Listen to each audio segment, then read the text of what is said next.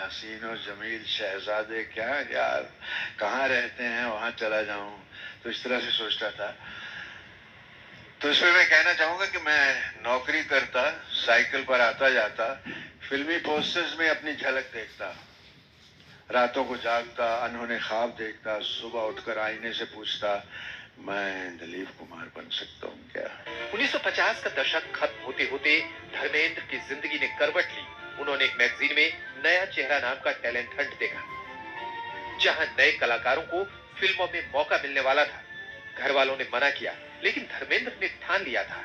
देखिए साहब, उन्होंने मुझे फिल्म फेयर वालों ने कहा था, टाइम्स ऑफ इंडिया के थे, कि आपको फर्स्ट क्लास फेयर दिया जाएगा टू एंड फ्रो। तो मैं पहले तो उस खत को बार बार देखता था, यार उन्हीं का है, कोई गलत कंपनियां बड़ी होती थी उन दिनों, ये उसने किसी और ने तो नहीं बुला लिया। तो मैंने कहा अगर मैं फर्स्ट क्लास में गया, अगर मुझे पेमेंट नहीं की तो मैं तो मारा जाऊंगा। अब मैं थर्ड क्लास में चला गया साहब। थर्ड क्लास में चले गए आप? थर्ड क्लास में गया। और वहाँ बॉम्बे सेंट्रल पे आए कुछ लोग, मैंने दिल्ली स्टेशन पे देखा, मैंने कहा मामा, यहाँ मेरे मामा मुझे मिलने आए थे, कि देखो कोई ना कोई जा तो रहा होगा। तो सुरेशपुरी थे मेरे साथ में, उस वन ऑफ द कंटेस्टेंट। तो मेरा अंदाजा ठीक निकला, वो निकले फर्स्ट क्लास से, टक टक टक टक टक सिगरेट पी और 2-4 मैगजीन खरीदे, बगल में लिए, टक टक टक। मैंने कहा एक तो ये जा रहा था, उसके स्टाइल से पता लगा हीरो जा रहा है। तो खैर और मुझे लेके नहीं गए, मुझे टैक्सी ली, लोगों ने कहा वहाँ टैक्सी वाले बहुत तंग करते हैं। तो टैक्सी वाले को मैं खाम कहा, सीधा चल, वो सीधा है, कहता साहब ठीक ले जा रहा हूँ, क्यों मेरे आपने दिमाग ऐसा कर दिया। तो वो डर था।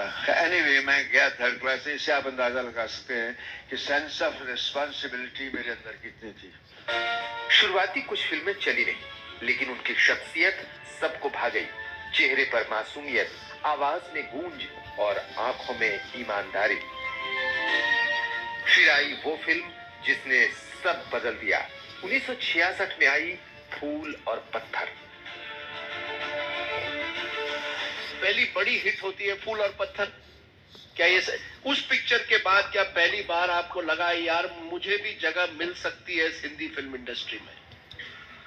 मुझे नहीं लगा, फिल्म ने बता दिया कि मुझे जगह मिल जाएगी। तो फिल्म खूब चली और लोगों ने चर्चे भी खूब हुए।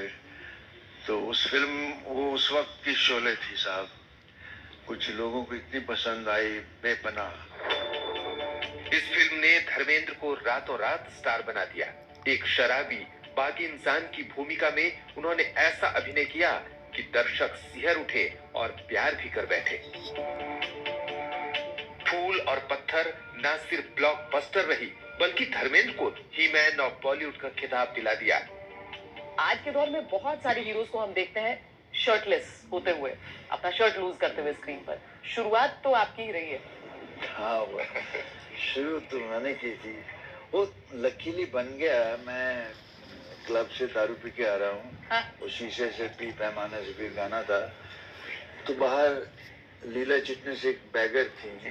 तो मैंने ओपी रलन से कहा, रलन अगर मैं शर्ट इस पे डाल दूँ, it will add to my character. ही खुदा तरस है, सबसे प्यार करने वाला है। बोले मेरा तो सीन बन गया।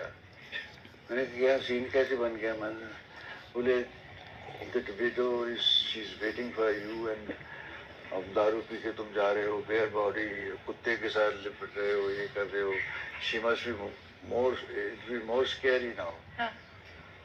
तो फिर वो फिल्म में वाकई उसमें 4 चांद लगे उसी वजह से। और आई रिस्पेक्ट दैट लेडी, उसको she's a widow। तो मैं जाता हूँ, उसको कंबल उड़ा के बाहर जाके लेट जाता हूँ। उस शर्ट ने बहुत अच्छा सीन बना दिया था। तो तब बॉडी भी ठीक थी, मैं कबड्डी का प्लेयर था। नहीं, उसके बाद ही तो शुरुआत हुई है। नहीं तो हीरोज को कभी कहाँ माना जाता था कि अच्छी बॉडी होनी चाहिए। इसके बाद शुरू हुआ हिट फिल्मों का सिलसिला। सत्यकाम, आंखें, चुपके चुपके, धर्मवीर, सीता और Geeta, Sholay, the burning train. हर फिल्म ने एक नया धर्मेंद्र दिखाया। कभी एक्शन हीरो, कभी रोमांटिक लवर बॉय, तो कभी कॉमेडी के मास्टर। अभी ना जाओ छोड़ कर के दिल अभी भरा नहीं। मुंबई के विरले पार्ले में सैकड़ों आंखें देख रही थी सिनेमा के एक स्वर्णिम युग का आखिरी अध्याय।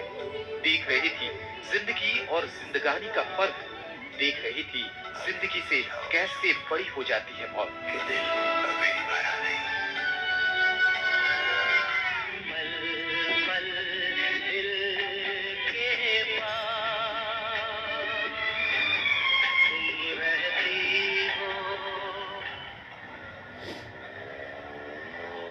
पर्दे पर मर्दानगी की मिसाल और पर्दे के पीछे एक नर्म दिल शायर, यही थे धर्मेंद्र। कभी शोले के वीरू बनकर उन्होंने हंसी लुटाई तो कभी चुपके चुपके में कॉमेडी का कमाल दिखाया, एक्शन में ताकत और रोमांस में नजाकत और बातों में अदब। यही धर्मेंद्र का असली फन है। उर्दू सीखी, शायरी की और सिनेमा को मोहब्बत की तरह धर्मेंद्र ने निभाया।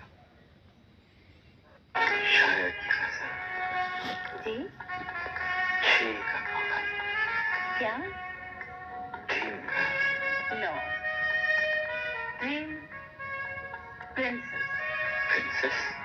मेरा नाम राजकुमारी सपना है। That's right. आप हर वक्त मेरे सपनों में आते हैं। सपने में? 70 में धर्मेंद्र बॉलीवुड में सुपरस्टार की कतार में शामिल हो चुके थे। शोले लफ्ज कोई बोलता है, सुनता है तो उसके चेहरे पे ताजगी सी आ जाती है, जोश भरा रहता है उसके, एक नशा सता हो जाता है। शोले में वीरू का जोश, चुपके चुपके में कॉमेडी की नफासत, सत्यकाम में आदर्शों की आग, हर किरदार में धर्मेंद्र का एक नया रूप देखने वालों को नजर आ रहा था। मैंने सुना है आप उर्दू शायरी की किताब भी लिखने जा रहे हैं। उर्दू जबान क्या, मैं पहली जमात से पढ़ा हूँ। मैं अहले जबान तो नहीं, लेकिन उर्दू मैंने तख्ती पर लिखकर सीखी है और उसमें मुझे अपने जज्बात का इजहार आ गया है। तो मैं किताब तो खैर वो मैं सोचते ही रहता हूँ, ऐसी चीजें करूँगा, ये करूँगा, वो रह जाती हैं। काफी कुछ मेरे पास है, मैं बहुत कुछ लिख चुका हूँ।